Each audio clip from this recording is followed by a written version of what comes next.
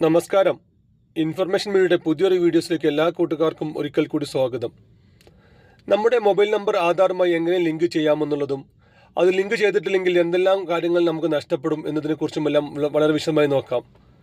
നമുക്കറിയാം, നമ്മൾ എല്ലാ വീഡിയോസിലും പറയുന്നതാണ് ആധാർ കാർഡിലെ മൊബൈൽ നമ്പർ ലിങ്ക് ചെയ്യണം, എന്നാൽ മാത്രമാണ് പെൻഷൻ അടക്കമുള്ള ആനുകൂല്യങ്ങൾ ലഭിക്കുക എന്നുള്ളത്.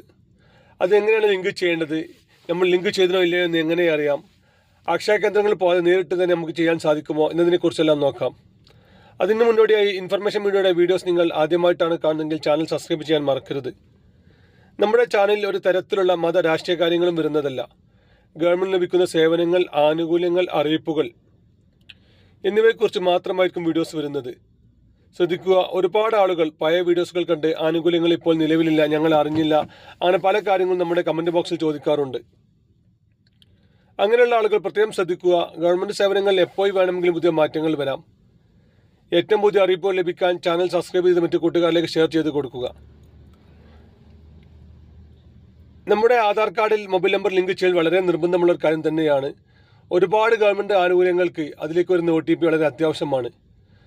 പെൻഷൻ മസ്റ്ററിങ്ങുമായി ബന്ധപ്പെട്ട മൊബൈൽ ആപ്ലിക്കേഷനുകൾ, അങ്ങനെ ഒരുപാട് കാര്യങ്ങൾക്ക് ഇതിലേക്ക് വരുന്ന OTP നമുക്ക് അവിടെ എൻ്റർ ചെയ്ത് കൊടുക്കേണ്ടി വരും.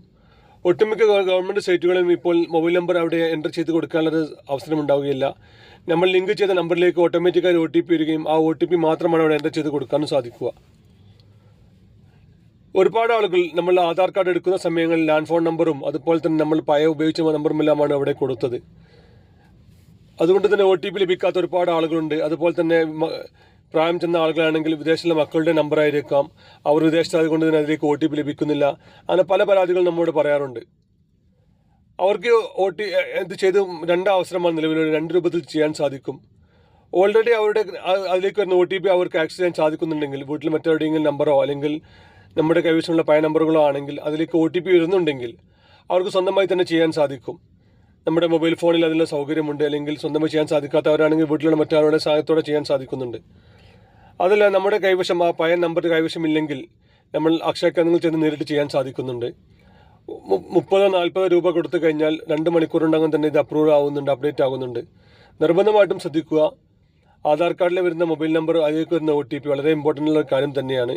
നമ്മുടെ അക്കൗണ്ടിലുള്ള പണം നഷ്ടപ്പെടാൻ വരെ അതുകൊണ്ട് സാധിക്കും. ആ OTP അതുകൊണ്ട് തന്നെ മറ്റാരിലേക്ക് പറഞ്ഞു കൊടുക്കുകയൊന്നും ചെയ്യരുത്. നമ്മുടെ കൈവശമുള്ള മൊബൈലിലേക്ക് തന്നെയാണ് വരുന്നതെന്ന് ഉറപ്പുവരുത്തുക. എന്നാൽ പല ആളുകളും ഇപ്പോൾ കണ്ടുവരുന്ന മറ്റൊരിതുണ്ട്. നമ്മൾ സിം എടുക്കുന്ന സമയങ്ങളിൽ, നമ്മൾ വഡാഫോണിൻ്റെയോ ഐഡിയയുടെയോ എയർടെലിൻ്റെയോ സിം എടുക്കുന്ന സമയങ്ങളിൽ നമ്മൾ മൊബൈൽ ഷോപ്പിൽ നമ്മുടെ ആധാർ കാർഡ് കൊടുത്തിട്ടുണ്ടാകും. അത് വെച്ചായിരിക്കും നമ്മൾ നമ്മുടെ സിം എടുത്തതും നമ്മൾ ആ സിം ഉപയോഗിക്കുന്നതും. പക്ഷേ അത് ആധാറുമായി ലിങ്ക് ചെയ്യുകയല്ല ചെയ്യുന്നത്. നമ്മുടെ സിം എടുക്കുന്ന സമയത്ത് നമ്മളൊരു പ്രൂഫ് കൊടുക്കുക മാത്രമാണ് ചെയ്യുന്നത്.